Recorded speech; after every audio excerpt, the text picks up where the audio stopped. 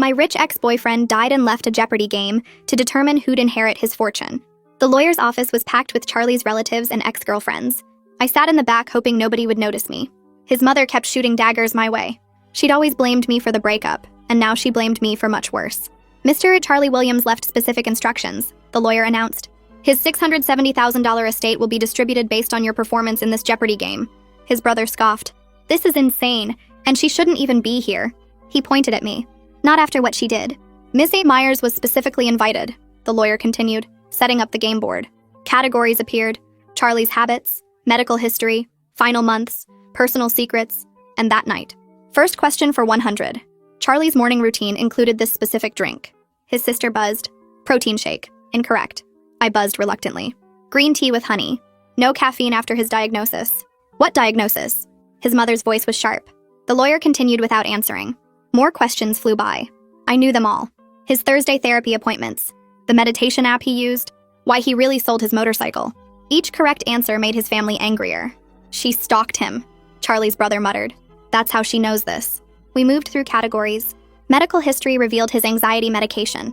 Final months showed how isolated he'd become. Personal secrets exposed things his family never knew. With each answer, their suspicion grew. Daily double in medical history. What medication was Charlie taking? I buzzed. Sertraline, 100 milligrams daily. His mother exploded. If you knew about his medication, then you knew what would happen if he mixed it with anything. You knew, and you let him. Please hold comments until the end, the lawyer said firmly.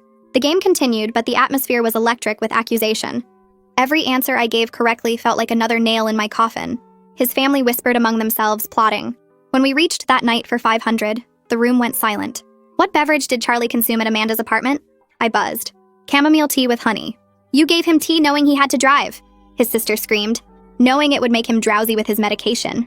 The lawyer raised his hand for silence. We're not finished. Final Jeopardy category, the truth. Everyone grabbed their pens. I could feel 20 pairs of eyes burning into me. His mother was already on the phone with someone, probably police. Please make your wagers, the lawyer instructed. I bet everything. What did it matter now? They'd already decided I was guilty. The forensic searches I'd done trying to help Charlie find safer medications. The texts begging him to come over that night. It all looked like premeditation. Final Jeopardy question. What did Charlie take after leaving Amanda's apartment? His family scribbled various answers. Alcohol, more tea, sleeping pills. They were all guessing what they thought I'd given him, what they believed I'd done to cause the accident. I wrote my answer knowing it would damn me either way. The timer buzzed. Let's see the answers. His brother. Alcohol. Incorrect. His sister. Sleeping medication. Incorrect. His mother. Whatever Amanda poisoned him with. The lawyer shook his head. Amanda, your answer? I turned my board around. Diphenhydramine, massive dose. The room erupted. She admits it. She knew. Call 911. His brother was already dialing. Wait, a voice from the back interrupted. Dr. Hyatt, Charlie's therapist, stood up. Let her finish. Benadryl, I continued quietly. Fatal when mixed with sertraline, which he took after leaving my apartment, after the harmless tea, after calling Dr. Hyatt to discuss his plan. The police arrived just as Dr. Hyatt stepped forward. Charlie called me that night. 20-minute conversation about ensuring certain people were protected. He was very specific about timing. Protected from what? Charlie's mother demanded. From blame, Doctor, Hyatt said simply. He knew the tea would provide misdirection, make Amanda look suspicious while being completely harmless. You're saying he... His sister couldn't finish. The game isn't over, the lawyer announced. Final question worth the entire estate. What did Charlie leave in his safety deposit box? This wasn't on the board. This was new. Everyone looked confused except Dr. Hyatt, who pulled out a key. Amanda, you have one chance. What's in the box? My hands shook. I thought about that last night. Charlie insisting on tea he hated, adding honey himself, the strange goodbye, the way he'd held me like he was memorizing it. His journal, I whispered. Correct. The lawyer produced a worn notebook. Shall I read the marked page? Requested Reads is on Spotify now. Check out link in the description or comments. Rachel Williams held up her hand, and the room went quiet except for Charlie's mother, who kept yelling that I was a murderer.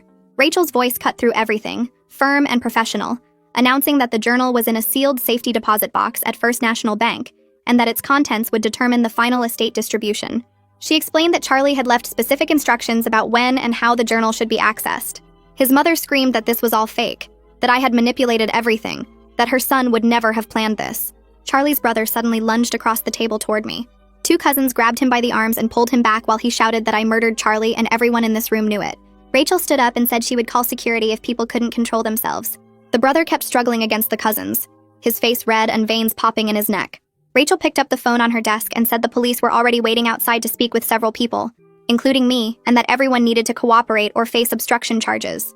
The room finally went quiet. His mother was crying now, her sister's arm around her shoulders. Rachel gathered her papers and said officers would be conducting interviews in the conference rooms down the hall. She looked directly at me and said I should come with her. Detective Elise Napier introduced herself in a small conference room with gray walls and a table that smelled like lemon cleaner.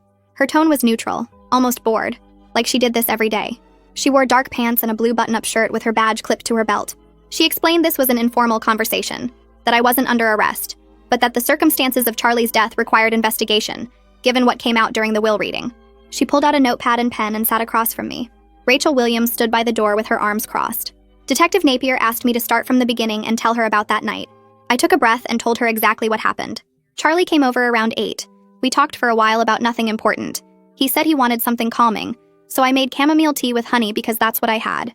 He left around 10, seeming tired but fine, said he needed to get home and get some sleep. Detective Napier wrote everything down without looking up. She asked if I knew about his medications, and I admitted I knew about the sertraline because he told me months ago when we were still together, said it helped with his anxiety, but made him feel flat sometimes. Detective Napier looked up from her notepad and asked why I knew so many personal details about Charlie's life if we had broken up. I explained we stayed in touch, that I still cared about him even though the relationship didn't work out. I said knowing someone's therapy schedule or what app they use for meditation doesn't mean I wanted to hurt them. She wrote something down that I couldn't see. I asked if I needed a lawyer and she said that was my right, but that I wasn't being charged with anything at this time. She closed her notepad and said someone would be in touch, probably within the next few days. She stood up and told Rachel to show me out through the back exit to avoid the family. Rachel walked me down a different hallway past offices with closed doors and out a side door that led to the parking garage. I sat in my car in the parking garage for 20 minutes, shaking so hard I couldn't turn the key. My hands kept slipping off the steering wheel. The fluorescent lights buzzed overhead and made everything look greenish and sick. My phone started buzzing with texts from numbers I didn't recognize. I opened the messages and saw people calling me a murderer, saying I should be in jail, threatening to find out where I lived. Someone from the will reading must have posted about it online because strangers were messaging me now. One text said I deserved everything coming to me. Another said they hoped I got what I gave Charlie. I turned off my phone and tried to breathe, but my chest felt tight and small. I needed to get out of this garage, away from this building, somewhere safe. I turned my phone back on and called Allison from work, the only person I could trust right now. She answered on the second ring, and I started crying before I could say anything. She asked where I was, and I managed to tell her about the will reading and the police and the texts. She said to come to her place right now, gave me her address on Maple Street, said she would order food and I could stay as long as I needed. She didn't ask if I did it, didn't hesitate or sound worried about getting involved. I finally got the key in the ignition and drove to her apartment, checking my mirrors the whole way to make sure nobody was following me. At Allison's apartment, I finally broke down and cried for the first time since Charlie died. She sat next to me on her couch and didn't try to fix anything or tell me it would be okay. She just let me cry and handed me tissues when I needed them. I told her everything, about the Jeopardy game and how I knew all the answers, about his family blaming me, about the journal and the detective and the texts. She listened without interrupting, and when I finished, she said we needed to get me a lawyer. I said I didn't know if I could afford one, and she said it didn't matter, that I needed protection whether I got charged or not. She made me eat some pizza even though I wasn't hungry and set up the guest room with clean sheets. I lay in bed staring at the ceiling, hearing Charlie's voice asking for tea, seeing his face when he left that night, wondering what he was thinking and why he did this to me. The next morning, Allison helped me search online for lawyers who handled both criminal defense and civil cases. We found 3 with good reviews in offices downtown. I called each one and explained briefly what was happening. The first lawyer said he was booked for the next month. The second wanted a $5,000 retainer up front. The third, Desmond Fraser, said he could meet me that afternoon at 2, and that the initial consultation was free. Allison drove me to his office because I was still too shaky to trust myself behind the wheel. I met Desmond Fraser at his office downtown on the 8th floor of a building with marble floors and security guards. His office was small but organized, with law books lining one wall and a window overlooking the street. He was maybe 50 with gray at his temples and wire-rimmed glasses. Something about his calm, steady way of moving made me feel less like I was about to fall apart. He shook my hand and told me to sit down and take my time telling him everything. I went through the whole story again, from my relationship with Charlie to the breakup to that last night to the will reading. He took notes in a yellow legal pad and never interrupted me. When I finished, he set down his pen and explained that the tea was almost certainly harmless, but that I needed to stop talking to anyone about this case without him present. He said the police, the family, any reporters who might call, nobody gets information from me anymore. He asked about my finances and I told him I had maybe $3,000 in savings, He said he would work with me on payment, and that right now the priority was making sure I didn't accidentally say something that could be used against me later. That evening, Desmond called me at home to go over what would happen next. He said the investigation would focus on 3 main questions, and I needed to be ready for all of them. Did I know about the medication interaction between sertraline and diphenhydramine before Charlie died? Did I have any reason to want to hurt him? Did I give him the pills or tell him to take them? I told Desmond I didn't even know what diphenhydramine was until the lawyer said it at the will reading, that I thought it was some prescription drug I'd never heard of. He said we needed to write down everything I knew and didn't know, make a timeline of every conversation with Charlie in his last few weeks, document exactly what happened that night he came over. The next morning, Detective Napier called Desmond's office requesting a formal interview with me. Desmond told her we needed 3 days to prepare, and she agreed to schedule it for Thursday afternoon at the police station. I took time off work and spent hours at Desmond's office going through everything. He asked about my relationship with Charlie, how we met, why we broke up, when we started talking again. He made me write down every text message I could remember from the last month, every phone call, what we talked about when Charlie visited that final night. We built a detailed record of facts, and Desmond kept emphasizing that I should stick to what I actually knew, not guess about Charlie's thoughts or feelings. Meanwhile, Charlie's family started posting on social media. They didn't use my name directly, but it was obvious who they meant. His mother shared old photos of Charlie with captions about how his killer was walking free while they suffered. His brother posted about the justice system failing families, and how some people get away with murder because they're good at lying. Their friends and relatives shared the posts and added comments about what should happen to people who poison others, increasingly violent suggestions about revenge and street justice. I made the mistake of reading through the comments one night and couldn't sleep afterward. By Wednesday, I knew I had to tell my boss what was happening because the social media posts were spreading, and someone at work would see them eventually. I scheduled a meeting, and the HR representative sat in, taking notes while I explained about Charlie's death and the will reading and the investigation. My boss was sympathetic, said she was sorry for what I was going through, but I could see the worry on her face about what this meant for the company. She asked if I expected to be charged, and I said my lawyer didn't think so, but we were still in the middle of everything. The HR representative said they would support me, but asked me to keep them informed of any developments that might affect my work. That afternoon, Desmond called to say Dr. Hyatt had contacted his office. The therapist wanted to help, but explained he was bound by patient confidentiality rules even after Charlie's death, unless a court legally forced him to share information. And Desmond said we would probably need to subpoena the therapy records, which felt horrible, like violating Charlie's privacy all over again, but it might be the only way to prove what really happened that night. I hated that Charlie's final conversations with his therapist would get dragged into court, but I hated being accused of murder more. Thursday came and I met Desmond at the police station downtown. We went into an interview room with Detective Napier and another officer who didn't say much, just watched and took notes. Detective Napier was professional and methodical, going through everything in chronological order. She asked about my relationship history with Charlie, the reasons for our breakup, why we stayed in contact afterward. She asked about the night he died, what time he arrived, what we talked about, how he seemed, what I served him, what time he left. I stuck to the facts like Desmond had coached me. I didn't speculate about whether Charlie seemed depressed or what he might have been planning. Desmond occasionally interrupted to clarify a question or redirect when Detective Napier asked about my interpretations instead of my observations. Then Detective Napier pulled out a folder and showed me printouts of my internet search history from 2 months before Charlie died. Searches about sertraline interactions, safe medications for anxiety, side effects of antidepressants. My stomach dropped looking at them because I knew how bad it looked.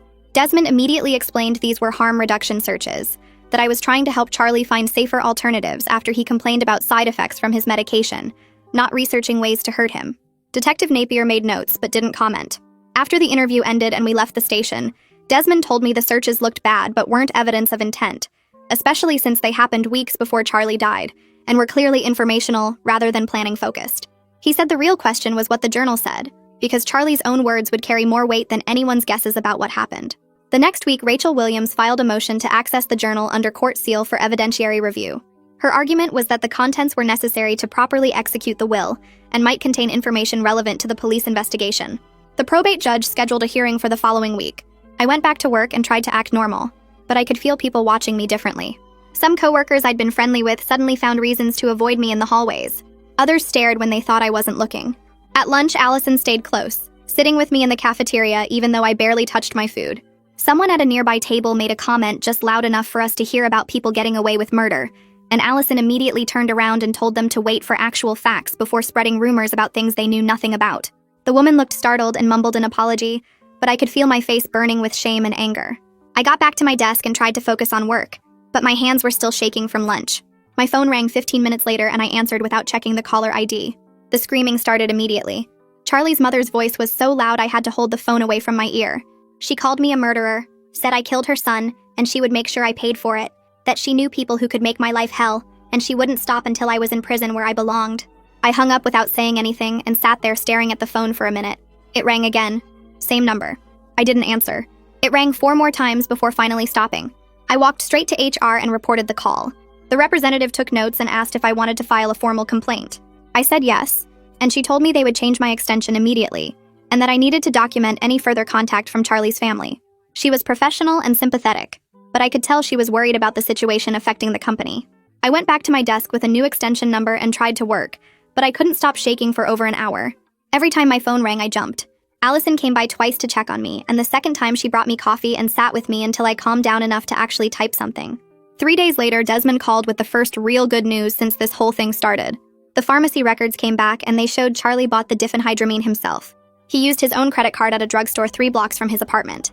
The purchase happened 3 days before he died. Desmond said this was huge because it proved Charlie got the medication on his own, that I didn't give it to him or even know he had it. The records showed he bought a large bottle of the stuff, way more than someone would need for allergies or sleep problems.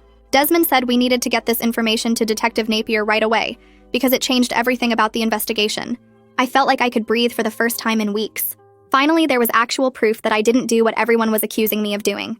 Desmond warned me not to get too excited yet because the family would probably claim I told Charlie to buy it or something, but at least now there was evidence showing his own actions separate from anything I did. The probate hearing happened the following week, and I sat in the back of the courtroom with Desmond while lawyers argued about the journal. Rachel Williams explained that the journal was in a sealed safety deposit box and contained information relevant to both the estate distribution and the investigation into Charlie's death. The judge was an older woman who looked tired and annoyed by the whole situation. Charlie's family attorney stood up and argued that the entire will should be thrown out because Charlie was clearly mentally unstable when he wrote it, that the Jeopardy game proved he wasn't thinking straight. Rachel responded that mental capacity for will execution was a separate legal question from accessing the journal, and that the court needed to review the journal first before making any decisions about the will's validity. The judge listened to both sides and then said she would review the journal privately in her chambers, before deciding what portions were relevant to the estate and what might need to be shared with law enforcement. Charlie's family attorney tried to argue more, but the judge cut him off and said her decision was final. The hearing ended, and I left through a side door to avoid Charlie's family, who were gathered in the hallway looking angry. 2 days after the hearing, Rachel called me while I was at work. She said the judge finished reading the journal and found multiple entries that explicitly stated Charlie's intent to end his own life. The entries described his plan to use the tea visit as misdirection, to make it look suspicious when it was actually harmless. Rachel said the judge was preparing a summary for all parties, and had already contacted Detective Napier to let her know the journal contained information that cleared me. I asked if I could read the actual journal, and Rachel said that would be up to the judge, but that the summary would include the relevant portions. She warned me the family was going to fight this hard, that they would claim Charlie wrote the entries under duress, or that they were fake somehow. I thanked her and hung up feeling relieved but also strange. Part of me wanted to read what Charlie wrote, but another part of me was scared to see his actual words planning the whole thing. Detective Napier called Desmond the next day requesting another meeting. Her tone was completely different this time. We met at the police station again, and she started by saying the investigation was still ongoing, but that the journal entries changed the picture significantly. She asked if Charlie ever talked to me about suicide, and I told her the truth. He struggled with depression, and we talked about it sometimes when we were together, but he never told me he was actively planning to die. If he had, I would have tried to stop him or get him more help. Detective Napier took notes and asked about his therapy with Dr. Hyatt. I said I knew he went to therapy, but he didn't share details about what they discussed because that was private. She asked if I noticed any changes in his behavior in the weeks before he died, and I said he seemed tired and stressed, but not more than usual. The meeting lasted about 30 minutes, and when it ended, Detective Napier said she would be in touch as the investigation continued. Desmond said afterward that this was good, that her tone suggested they were moving away from treating me as a suspect. The judge released the summary of journal entries to all parties a week later. Desmond brought me a copy and I read it sitting in his office. Charlie's handwriting was exactly how I remembered it, neat and precise. The entries started about 2 months before he died. He wrote about feeling trapped by his family's expectations and their complete ignorance about who he actually was. He wrote that he wanted to protect me from blame, while also exposing how little his family knew about his life. One entry said the tea would be perfectly harmless but perfectly suspicious, that his family would immediately assume I poisoned him or drugged him because they always blamed me for everything anyway. Another entry described calling Dr. Hyatt after leaving my apartment to create a clear timeline showing he was alive and functional after our visit. He wrote that the truth would eventually come out through the journal and the evidence trail he was creating. but that there would be a period where I would be under suspicion, and he was sorry about that, but it was necessary for his plan to work. Reading his words made me feel sick. He knew exactly what would happen to me, and he did it anyway. I sat in Desmond's office reading the summary 3 times and feeling more angry with each read. Charlie used me. He made me part of his final act without asking, without caring about what it would do to me. He wrote that he loved me and wanted to protect me, but then he set me up to be accused of murder by his own family. The manipulation was right there in his handwriting. He planned every detail knowing his family would blame me first and believe the truth later. He apparently thought it was worth putting me through hell as long as the truth eventually cleared me. I wanted to scream at him, but he was dead, so all I could do was sit there shaking with anger and grief mixed together. Desmond let me sit quietly for a while and then asked if I was okay. I said no, but I would be eventually. He said that was a normal response and that anyone would be furious reading something like that. The weird thing was, I still missed Charlie even while being completely angry at what he did. Grief is complicated like that. Desmond filed a motion the next week to access Dr. Hyatt's call records and session notes under subpoena. The motion argued that the records were necessary to back up the journal's claims about Charlie's phone call that night. We needed to prove that Charlie actually did call Dr. Hyatt after leaving my apartment like he wrote in the journal.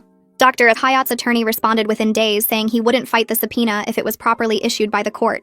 The response acknowledged that the special circumstances of the case warranted breaking normal confidentiality rules. Desmond said this was good because it meant Dr. Hyatt understood the situation and wasn't going to make things harder by fighting to keep everything sealed. The court approved the subpoena and gave Dr. Hyatt 2 weeks to produce the relevant records. I felt bad about dragging Dr.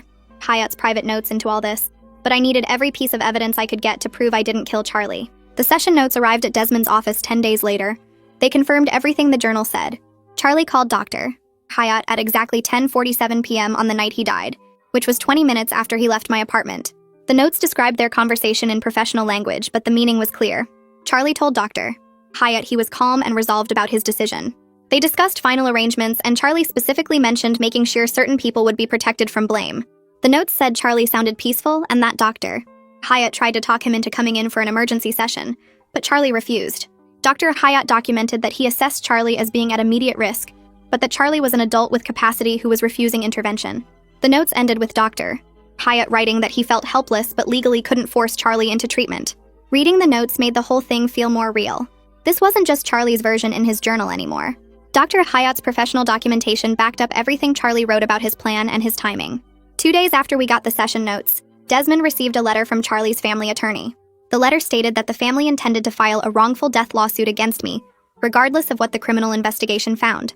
Their claim was that even if I didn't directly cause Charlie's death, I created the circumstances that led to it. They argued I should have recognized his mental state, that inviting him over that night was reckless given his depression, that I had a duty to protect him, and I failed. Desmond read me the letter over the phone, and I could hear the frustration in his voice. He said this was mostly posturing, that they knew their case was weak, but they were trying to pressure me into giving up any inheritance from the estate. He said we needed to take it seriously, though, because even weak lawsuits cost money to defend, and the process would be stressful. I asked how much it would cost to fight, and he said potentially tens of thousands, depending on how far they pushed it. I didn't have that kind of money, and the idea of going through more legal battles made me want to give up. Desmond said not to make any decisions yet, that we should wait and see if they actually filed, or if this was just a threat to scare me. I walked into work Monday morning and felt the shift immediately. People stopped talking when I passed their desks. Someone turned their computer screen away as I walked by. I grabbed coffee from the break room and heard whispers behind me that cut off when I turned around. By lunch, I'd counted at least 6 coworkers who suddenly needed to be somewhere else when I entered a room. Allison found me eating alone at my desk and sat down without asking. She told me the rumor mill had exploded over the weekend after someone shared screenshots from Charlie's family's social media posts. Half the office apparently thought I'd poisoned Charlie and gotten away with it. The other half thought I was at least partly responsible for not stopping him. I asked if our boss knew, and Allison said yes, that there'd been complaints about having me on the floor. My stomach dropped. I spent the afternoon pretending to work while feeling everyone's eyes on me. Around 3, my boss called me into her office with the HR representative already there. They explained they were moving me to a different floor temporarily for my own comfort, and to reduce workplace tension. I knew what that meant. They were separating me from everyone else because people didn't want to work near someone they thought was a killer. The HR rep said they took workplace harassment seriously, and anyone making direct comments would face consequences, but they couldn't control what people thought or said privately. I packed my desk supplies into a box that afternoon while my coworkers pretended not to watch. Allison helped me carry everything to the new floor, which was mostly empty cubicles used for overflow work. She was furious, saying this was wrong, that I shouldn't be the one punished. I told her it was fine, that I just needed to get through this. The next morning, Allison wasn't at her desk.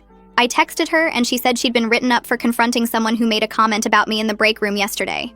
Apparently, she'd told them to shut up and mind their own business, and the other person reported her for creating a hostile work environment.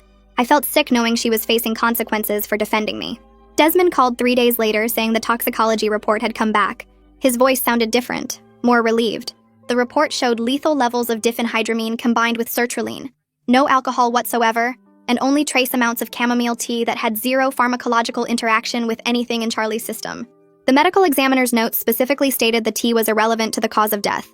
Desmond had already shared the report with Detective Napier, who acknowledged this essentially confirmed what the journal said. The tea I'd served Charlie was completely harmless.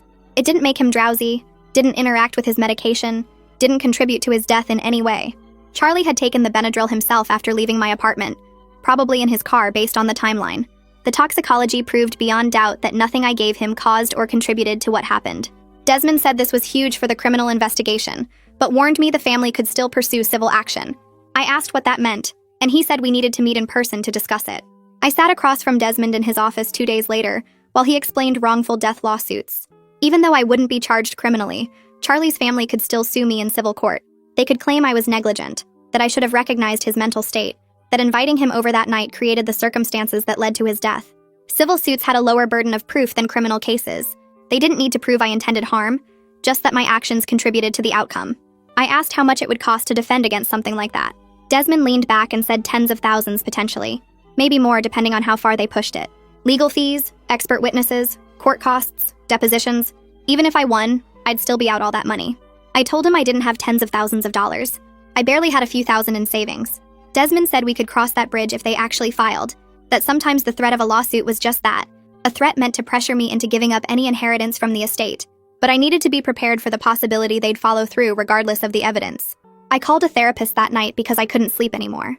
Every time I closed my eyes, I saw Charlie sitting in his car after leaving my apartment, taking those pills, making the choice that would destroy both our lives. I kept replaying our last conversation looking for signs I'd missed. Had he seemed off? Had he been saying goodbye? Why hadn't I noticed something was wrong? The panic attack started at work. Sudden moments where I couldn't breathe and my heart raced and I was sure everyone could see I was falling apart. The therapist had an opening that week and I took it even though I couldn't really afford it. Her office was small and quiet, and she didn't look at me like I was a murderer when I explained why I was there. She asked what I needed help with and I said everything. That I couldn't stop thinking about that night. That I felt responsible even though everyone said I wasn't. That I was angry at Charlie for doing this to me. She listened without interrupting, and then said something that shifted how I'd been thinking about everything. Charlie made a choice, she said. His choice to end his life was his own, but his choice to involve me without my consent, to use me as part of his plan, to set me up to be blamed by his family, that was harm he chose to inflict on me. I could grieve him and be furious at him at the same time. Those feelings didn't cancel each other out. Desmond called again with new information from the bank. Their records showed Charlie visited his safety deposit box the day before he died. He went alone during business hours and spent 40 minutes inside the vault room. The bank's security footage showed him placing multiple items into the box, including what appeared to be a notebook. The timestamp proved he'd been there less than 24 hours before his death. This supported everything the journal said about premeditation and planning. Charlie hadn't made an impulsive decision that night. He'd prepared everything in advance, written it all down, locked it away where it would be found after. The evidence kept building a picture of someone who'd planned every detail of his death, including how to protect me from blame eventually, while making sure I suffered first. Rachel Williams sent formal notice to all parties that the probate judge had scheduled a hearing to determine if the Jeopardy game mechanism was legally valid. The hearing would address how the estate should be distributed given everything that had come out. Charlie's family was fighting to have the game invalidated completely. Their attorney argued Charlie was mentally unstable when he created the will, and that the game proved his unsound mind. They wanted the estate split equally among blood relatives, and me excluded entirely. The hearing was set for 6 weeks out, giving everyone time to prepare arguments. Rachel said the judge would likely uphold the will since Charlie had been under psychiatric care, and his therapist had never declared him incompetent. But the family's challenge meant more legal proceedings, more time in limbo, more chances for them to attack me publicly. More evidence arrived from Desmond's investigator. Credit card records showed Charlie purchased honey 2 days before he died. Not just any honey, but the specific organic brand I kept in my apartment. He'd bought it at a grocery store near his place, paid with his credit card, left a clear paper trail. This meant he'd brought his own honey that night and added it himself to the tea. He'd controlled exactly what went into that cup, staging it to look like I'd prepared everything when really he'd brought his own supplies. The detail made me feel physically sick. I thought about him in my kitchen, carefully adding honey he'd purchased specifically for this purpose, making sure the tea would be exactly what he wanted it to be. Nothing random, nothing spontaneous, every element planned and controlled. A rideshare driver contacted the police about dashcam footage from the night Charlie died. The driver had been parked on my street waiting for a pickup, and his camera captured Charlie's car in the background. The timestamp showed 10:32 p.m., about 15 minutes after Charlie left my apartment. The video showed Charlie sitting in his car, not driving, just sitting there looking at something small in his hands. The video quality wasn't clear enough to identify what he was holding, but the timing fit perfectly with him preparing to take the pills. Detective Napier shared the footage with Desmond, adding one more piece to the timeline. Charlie hadn't driven away and then decided to take the Benadryl. He'd sat outside my building, looked at whatever he was holding, probably the pills, and made his final choice right there within sight of my apartment. Desmond's assistant called saying Charlie's sister had phoned asking to speak with me. After discussing it with Desmond, we agreed to a brief supervised call. She would call his office and I'd be on speaker with Desmond present to make sure nothing was said that could be used against me later. The call happened that afternoon. Her voice sounded tired and uncertain, nothing like the angry woman from the will reading. She said she'd been reading through all the evidence, the toxicology report, the bank records, the journal excerpts. She had questions about what her mother was being told because some of the information didn't match what the family attorney was saying. She asked if we could talk, really talk, about what happened. I looked at Desmond and he nodded slightly. I told her the truth. I loved Charlie. We had problems and the breakup was hard, but I never wanted him dead. I was angry at him for what he did, for using me as part of his plan, for putting me through this nightmare with his family. I explained about the tea being harmless, about him bringing his own honey, about the pills he bought himself. She listened quietly and then said something that surprised me. She said their brother was feeding their mother information selectively, showing her only things that made me look guilty, hiding evidence that pointed to Charlie's planning. Her brother was convinced I'd manipulated everything somehow, that the evidence was fabricated or misinterpreted. She didn't know what to believe anymore, but she wanted to hear my side directly. I asked if she thought I killed him. She was quiet for a long moment, and then said no. She didn't think that, but she didn't know how to reconcile the brother she knew with someone who would plan something this elaborate and cruel. I told her I didn't know how to reconcile it either, that I was still trying to understand how the person I loved could do this to me. We didn't talk much longer after that. She thanked me for speaking with her and said she needed time to process everything. The call ended, and I sat in Desmond's office feeling strange, like maybe one person in Charlie's family might eventually believe I wasn't a monster. 2 days later, Desmond called saying Detective Napier wanted to talk. He put her on speaker in his office, and her voice sounded almost friendly compared to our first conversations. She explained the prosecutor's office had reviewed everything from the journal entries to the pharmacy records to the dashcam footage. The evidence showed Charlie bought the pills himself, took them after leaving my apartment, and planned the whole thing in advance. Criminal charges looked unlikely because there was no evidence I provided the fatal medication or knew he would take it. The case would probably close as suicide within a few weeks once the final reviews finished. I thanked her and hung up feeling relieved but also empty, because official closure didn't erase what I'd been through. The next afternoon, Desmond got a call from an attorney representing Dr. Hyatt. The state licensing board had opened a professional ethics inquiry about whether Dr. Hyatt should have broken confidentiality to warn someone about Charlie's plans. The attorney asked if I would provide a statement saying I didn't believe Dr. Hyatt had information that would have required him to warn anyone. Desmond explained this could help Dr. Hyatt keep his license, but that I wasn't required to get involved. I thought about it for maybe 10 seconds before saying yes. Dr. Hyatt had stood up at the will reading and tried to explain what really happened when everyone else wanted to blame me. He'd been in an impossible situation with Charlie, trying to keep him stable through therapy while Charlie secretly planned something Dr. Hyatt couldn't have stopped without destroying the therapeutic relationship. I told Desmond to draft the statement and I'd sign it. The ethics process would take months, but at least my statement might help show that Dr. Hyatt did what he could within the boundaries of his professional obligations. Desmond sent over the draft statement that evening, and I read through the careful legal language explaining that Dr. Hyatt's conversation with Charlie didn't contain specific threats or plans that would trigger a duty to warn. I signed it and sent it back, hoping it would make some difference in a situation where everyone involved had been hurt by Charlie's choices. The workplace situation got worse before it got better. Someone forwarded the family's social media post to our company's main email list, complete with photos of Charlie and accusations about his killer walking free. I found out when my boss called me into her office with the HR representative already sitting there looking uncomfortable. They showed me the email chain, which had dozens of replies ranging from supportive to hostile. HR had to send a company-wide message about respecting privacy and not engaging in harassment, which only made things worse by drawing more attention to the situation. My boss suggested I take temporary leave, framing it as giving everyone time to cool down, but I could read between the lines. Staying was becoming impossible with coworkers either avoiding me completely or making comments just loud enough for me to hear. I went back to my desk and stared at my computer screen for 20 minutes before calling Desmond to ask about my options. He said I could probably push back and force them to let me stay, but that fighting to work in a hostile environment might not be worth the stress. I talked to Allison during lunch and she was furious about the whole thing, ready to file complaints against everyone involved. But I was just tired. Tired of fighting, tired of explaining, tired of feeling like I had to prove my innocence every single day. That afternoon, I went back to my boss in HR and negotiated a 2-month leave of absence at partial pay. It would let me focus on the legal situations without the daily stress of hostile coworkers watching my every move. They agreed quickly, probably relieved to have me out of the office while things settled down.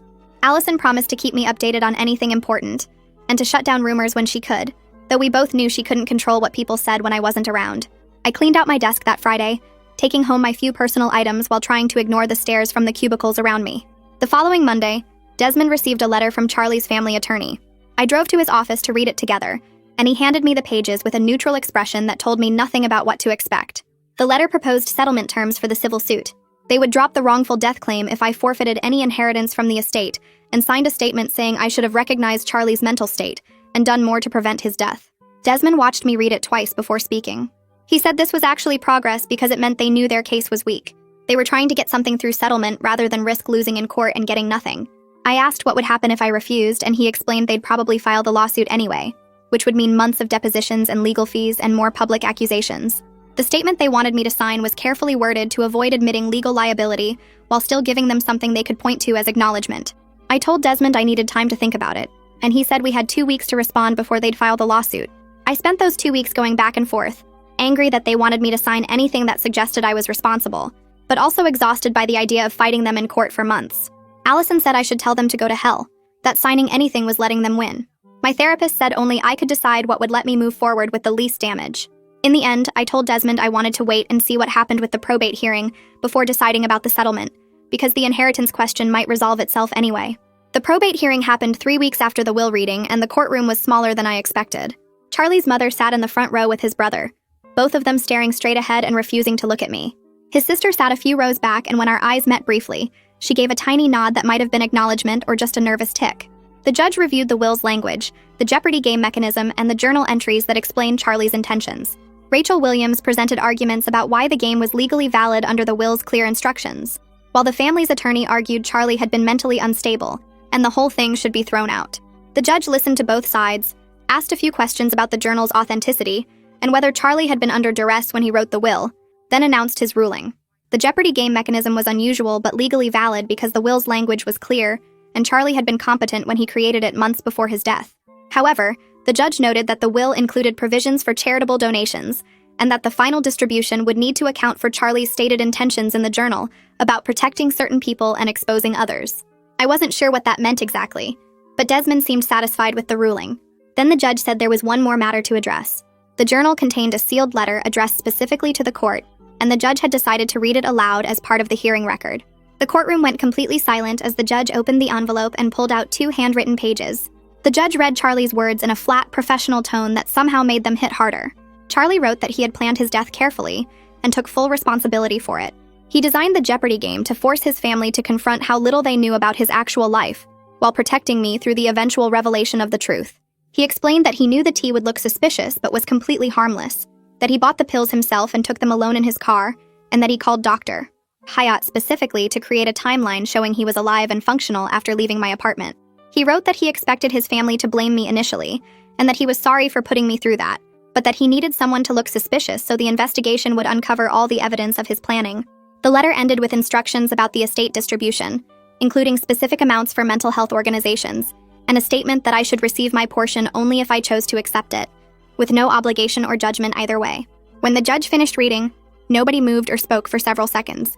I felt sick hearing Charlie's voice through those words, understanding fully for the first time how he'd used me as a prop in his final performance. Charlie's mother made a choking sound and started crying, her whole body shaking with sobs that filled the quiet courtroom. Her attorney and Charlie's brother tried to comfort her while she kept repeating that she didn't know. She didn't know any of it. I felt genuine sympathy for her grief in that moment, despite everything she'd said about me and done to me over the past weeks. She'd lost her son, and then discovered she hadn't really known him at all, and that double loss was visible in every sob. The judge called a recess, and everyone filed out into the hallway except Charlie's mother, who stayed in her seat crying while her attorney spoke quietly with her. Desmond and I waited in a small conference room down the hall, not talking, just sitting with the weight of what we'd heard. When we returned to the courtroom 30 minutes later, the family's attorney approached Desmond and said they needed time to discuss their position on both the will contest and the civil suit. The judge agreed to adjourn for 2 weeks to let everyone process the letter and consider their next steps. I left the courthouse through a side exit, avoiding the main doors where I'd seen news cameras setting up. The story was apparently interesting enough to attract media attention now that the dramatic will reading and journal revelations had become public record. A week later, Desmond called saying he'd received official notice from Charlie's family attorney. They were dropping the wrongful death suit entirely but demanding I receive no inheritance from the estate. Their attorney framed it as a moral position rather than a legal one, writing that it would be wrong for me to profit from Charlie's death even if I didn't cause it, and even if the will designated money for me. Desmond read me the exact wording over the phone, and I could hear the careful legal language trying to claim moral high ground, while backing away from claims they knew they couldn't prove. He asked what I wanted to do, and I surprised myself by laughing. The whole thing was absurd. Charlie had manipulated everyone involved, used me as bait for his family's anger, put me through weeks of suspicion and investigation, and now his family wanted to punish me by taking away money I'd never wanted in the first place. I told Desmond I didn't want the inheritance anyway, that taking it would feel like accepting payment for being used in Charlie's final act. We could work out the details of donating it or redirecting it to the mental health organizations Charlie had specified, but I wasn't going to fight his family over money that felt tainted by everything that had happened. Desmond listened to me explain this over the phone, and I could hear him typing notes as I talked.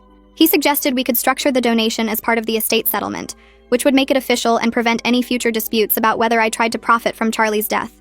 We spent the next hour going through options for mental health organizations that focused on suicide prevention and support for people dealing with depression and anxiety. I picked 3 organizations that Charlie had mentioned in his journal, places he'd researched but never reached out to for help. Desmond said he'd draft the paperwork and coordinate with Rachel to make it part of the final estate plan. 2 days later, my phone rang with a number I recognized as the police station. Detective Napier's voice sounded different from it had during the investigation, lighter somehow, less careful. She told me the prosecutor's office had issued a formal statement that morning, declining to file any criminal charges against me. The evidence was clear that Charlie had bought the medication himself, taken it himself, and done everything possible to make his actions look independent of anyone else. She said the case file would be closed as a suicide with no suspicious circumstances. I thanked her, and she paused before saying she was glad the investigation reached the right conclusion, that she knew these past weeks had been hard on me. After we hung up, I sat on my couch staring at my phone for a long time. No charges meant I wasn't going to be arrested or prosecuted, but it didn't erase the accusations or the suspicion or the way Charlie's family looked at me. The next morning, I woke up to an email from an address I didn't recognize at first. The subject line said, "From Sarah Williams," and my stomach dropped when I realized it was Charlie's sister. The email was short, maybe 5 sentences total. She wrote that she'd read all the evidence the family's attorney had compiled, including the journal entries and the pharmacy records and the phone logs. She said she believed the evidence and that she was sorry for what I went through during the investigation and at the will reading. But then she wrote that her mother would never accept what the evidence showed, that the grief was too much and someone had to be blamed. She ended by saying she had to support her family even though she personally believed I didn't hurt Charlie. I read the email 3 times trying to figure out how I felt about it. Part of me appreciated that she acknowledged the truth, but another part was angry that she wouldn't stand up to her mother or brother. I typed out a response thanking her for reaching out, then deleted it. I typed another version saying I understood family loyalty, then deleted that too. Finally, I just closed the email without responding, because there wasn't anything meaningful to say that would change the situation. A week later, Desmond called saying Rachel had filed the final estate distribution plan with the probate court. The plan gave Charlie's mother, brother, and sister each about $70,000 from the estate. Another $200,000 went to the 3 mental health organizations I'd picked, split evenly between them. My portion, which would have been around $150,000, was contingent on me signing agreements donating it all to the same mental health groups. Rachel had also included provisions for covering all the legal fees and court costs from the estate before any distributions happened. Desmond asked if I wanted to review the paperwork before the court hearing, and I told him I trusted his judgment and would sign whatever needed signing. The hearing was scheduled for 10 days out, giving Charlie's family time to review the plan and raise any objections. I went back to work during those 10 days, trying to rebuild some sense of normal routine. My boss had been understanding about the leave, but I could tell he was relieved to have me back and functioning. The probate hearing happened on a Thursday morning in a different courtroom than where the journal reading had occurred. I sat with Desmond at one table while Charlie's family's attorney sat at another. Rachel stood at the front presenting the estate plan to the judge, explaining each distribution and the reasoning behind it. The judge asked a few questions about the charitable donations and whether they aligned with Charlie's stated wishes in the will. Rachel referenced specific passages from the will, and the journal showing Charlie had wanted substantial portions to go toward mental health causes. Charlie's mother wasn't there. Her attorney explained she was too upset to attend and had authorized him to represent her interests.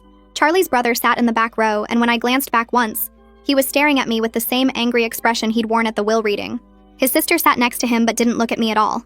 The judge reviewed the paperwork for what felt like forever, flipping through pages and making notes. Finally, she announced that the estate plan was reasonable, aligned with the will's provisions, and properly accounted for all the interested parties. She approved the distribution and set a timeline for the transfers to happen over the next 60 days. Rachel would oversee everything as executor, making sure all the payments and donations went through properly. The hearing ended, and I left through a side door to avoid any chance of running into Charlie's brother in the hallway. 3 weeks after the probate hearing, Desmond forwarded me a letter from Dr. Hyatt's attorney. The state licensing board had concluded their ethics inquiry into his handling of Charlie's case. They issued a formal caution about documentation requirements and consultation procedures in high-risk cases, but decided not to suspend or restrict his license. The letter included a brief note that Dr. Hyatt had asked his attorney to pass along. He thanked me for the statement I'd provided to the ethics board, and said he regretted the entire situation, both Charlie's death and the aftermath that had affected so many people. I filed the letter away and tried not to think too much about how many lives Charlie's final act had damaged. My leave of absence ended officially on a Monday morning in late spring. Walking back into the office felt strange, like returning to a place I'd left years ago instead of weeks.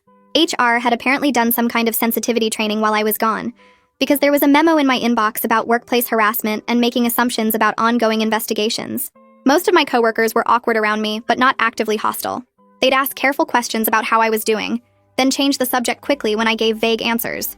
Allison met me at my desk with coffee and a genuine smile. She filled me in on everything I'd missed, both work projects and office gossip. Later, she told me she'd been pushing back hard against the rumors and speculation while I was gone, shutting down conversations when people started making accusations or assumptions. She said several people had apologized to her for believing the worst, and that my reputation had mostly recovered once the prosecutor's statement came out. Our friendship felt stronger after that, built on her having my back when things were terrible. The mental health fund launched 6 weeks after the estate distribution went through. The 3 organizations I'd picked had coordinated to create a joint fund in Charlie's name, focused specifically on medication safety education and suicide prevention for people dealing with depression and anxiety. They sent me an invitation to the launch event and asked if I wanted to be involved in any public way, maybe speak about Charlie or help with fundraising. I declined the speaking part because I didn't want to be the face of this story or have to explain our relationship and his death to strangers. But I agreed to attend planning meetings and help shape what the fund would focus on. It felt like the only meaningful thing to come out of the whole nightmare, turning Charlie's estate into something that might actually help people, instead of just enriching his family or me. Summer came and I realized I hadn't visited Charlie's grave since the funeral. I drove to the cemetery on a Saturday morning 3 months after the will reading.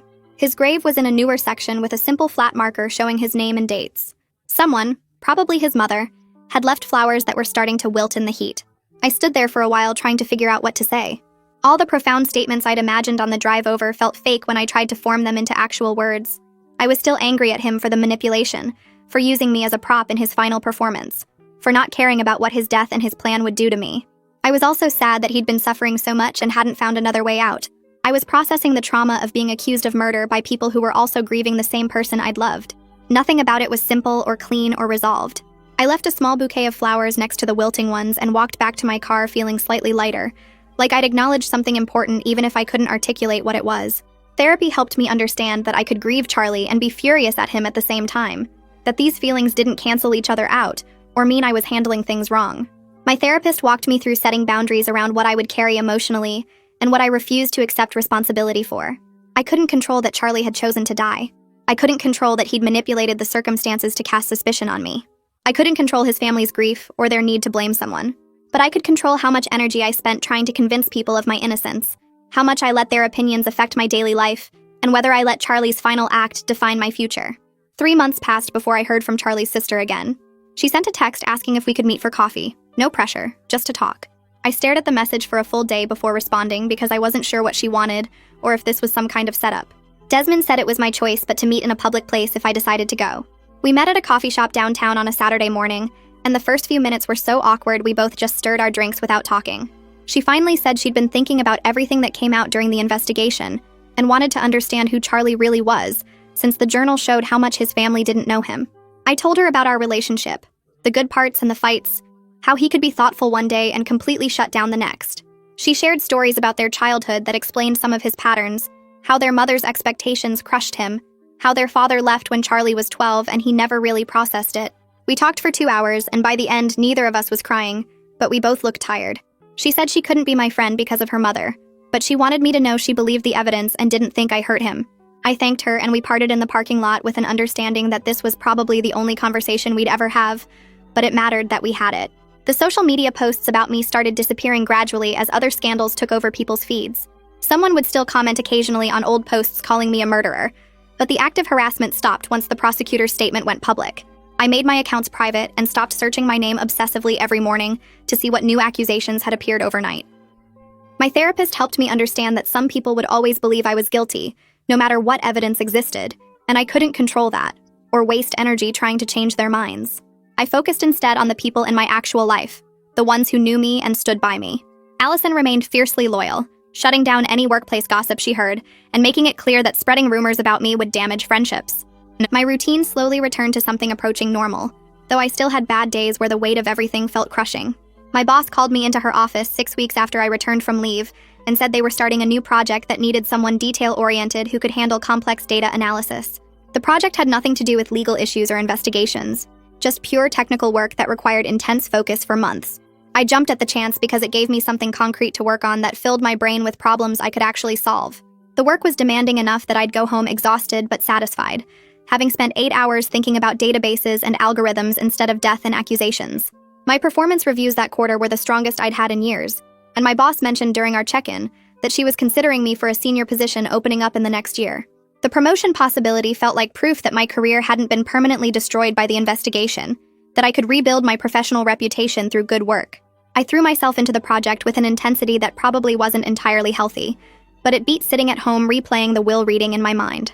The Mental Health Fund held its first public event 9 months after the estate distribution finished. They sent me an invitation and asked if I wanted to speak, but I declined because I didn't want to be the face of Charlie's story or have to explain our relationship to strangers. I did attend, though, sitting in the back row of the community center while speakers talked about suicide prevention, medication safety, and support resources for people dealing with depression and anxiety. The presentations were informative and respectful, focusing on practical help rather than dramatic stories. I noticed Dr. Ed Hayat sitting in the back on the opposite side of the room, also keeping a low profile. Our eyes met briefly across the space, and we exchanged a small nod of acknowledgement without speaking or approaching each other. We both knew why we were there and what we'd been through, but neither of us needed to discuss it publicly or make it about us. The event drew about 50 people and raised several $1,000s in donations. Afterward, I slipped out the side door without talking to the organizers because I'd done what I came to do, which was witness that something positive had come from all the pain. One morning, about a year after Charlie died, I woke up and got ready for work, and was halfway through my commute before I realized I hadn't thought about the investigation or the accusations yet. That sounds like a small thing, but it was huge because for months those thoughts had been the first thing in my mind every single day. I'd wake up already anxious, already replaying conversations with Detective Napier, or remembering Charlie's mother screaming at me in the lawyer's office. But that morning my brain had just moved through normal thoughts about work deadlines and what to eat for lunch. The trauma hadn't disappeared and I still had rough days, but it was no longer the constant background noise of every waking moment. I mentioned this to my therapist and she said it was a sign of healing, that trauma processing doesn't mean forgetting but rather integrating the experience so it doesn't dominate everything else. I started noticing more moments like that over the following weeks, whole afternoons where I was fully present in what I was doing instead of half distracted by memories of being accused. I met someone new through a friend's party about 14 months after everything happened. We started talking about normal things like work and hobbies, and there was an ease to the conversation that I hadn't felt with anyone in a long time. We went on a few dates, taking things slowly because I wasn't ready to rush into anything serious. On our 4th date, I told him about Charlie, the whole story including the investigation and accusations. He listened without interrupting, asked a few questions to understand better, and then said he appreciated me trusting him with something so difficult. He didn't treat me like I was damaged or fragile afterward, didn't ask endless follow-up questions or act weird around me. It felt like a small but important step toward trusting people again, proof that I could be honest about what happened without it defining how someone saw me. We kept dating casually, and I was careful not to move too fast, but having someone new in my life who knew the truth and didn't judge me for it helped me feel less isolated. Desmond forwarded me an email from Charlie's family attorney about 18 months after the estate closed. The family wanted to stay informed about the mental health fund's work and requested quarterly reports about how the money was used. The tone was formal and distant, but not hostile, acknowledging their grief and their son's legacy without making accusations about me. I agreed through Desmond to have the fund organization send them quarterly updates, maintaining appropriate distance while respecting that they had a right to know how Charlie's estate was helping people. It felt like a reasonable boundary, giving them information without requiring direct contact between us. The fund coordinator told me the family never attended events or got involved beyond receiving the reports, but knowing the money was used properly seemed to matter to them. I thought about Charlie's sister sometimes, and wondered if she was the one who pushed for this arrangement, trying to find some middle ground between her mother's anger and the reality of what the evidence showed. 2 years after Charlie died, I deliberately drove past the street where his accident happened. I'd been avoiding that area completely, taking longer routes to get places just to not see the intersection. But one Saturday I decided to test myself and see if I could handle it. My heart rate picked up as I approached the street and I gripped the steering wheel tighter, but I kept driving at normal speed without stopping or turning around. I didn't have a full panic attack, didn't need to pull over and call someone. I just drove past, acknowledged the tightness in my chest and kept going. It felt like proof that I was healing even though the scars would always be there. I didn't make a habit of driving past that spot, but knowing I could do it without falling apart mattered. By the time 2 full years had passed since that night at the lawyer's office, I was genuinely okay. Not perfectly healed, not without complicated feelings about everything that happened, but functional and moving forward with my actual life. I'd learned that some stories don't have clean endings where everything gets resolved and everyone understands each other. Being cleared of wrongdoing didn't erase the experience of being accused, didn't undo the months of people thinking I was a murderer, didn't fix the relationship with Charlie's family. I carried the truth of what happened without letting it define everything I was or control every decision I made. The Mental Health Fund helped dozens of people every year with medication safety education and suicide prevention resources. Allison and I were closer than we'd been before all this, because she'd proven herself when things were terrible, and that kind of loyalty deepens friendships. I had a job I was good at with real promotion possibilities ahead. The person I was dating had become more serious, and we were talking about moving in together, building something new that had nothing to do with my past trauma. I still thought about Charlie sometimes, usually late at night when I couldn't sleep, or on the anniversary of his death. The anger had softened into something more like sad acceptance that he'd made choices I couldn't control, and that I'd survived the aftermath of those choices. He'd manipulated the situation to expose his family's ignorance and protect me eventually, but he hadn't cared about, or maybe hadn't fully understood what those months of suspicion would do to me. I'd never know if he thought it through that far or if he just assumed the truth would come out quickly and easily. What I did know was that I'd built a life that felt stable and authentically mine, that I'd learned to set boundaries, and refuse to chase forgiveness from people who would never give it, and that healing wasn't about forgetting, but about integrating difficult experiences into a larger story that included joy and purpose and connection. So there's your complete picture of how this unfolded legally and emotionally. If this helped you understand the process better, definitely like the video. Subscribe for more thorough examinations of complicated real-life scenarios. Seriously, comment what situation you want analyzed next.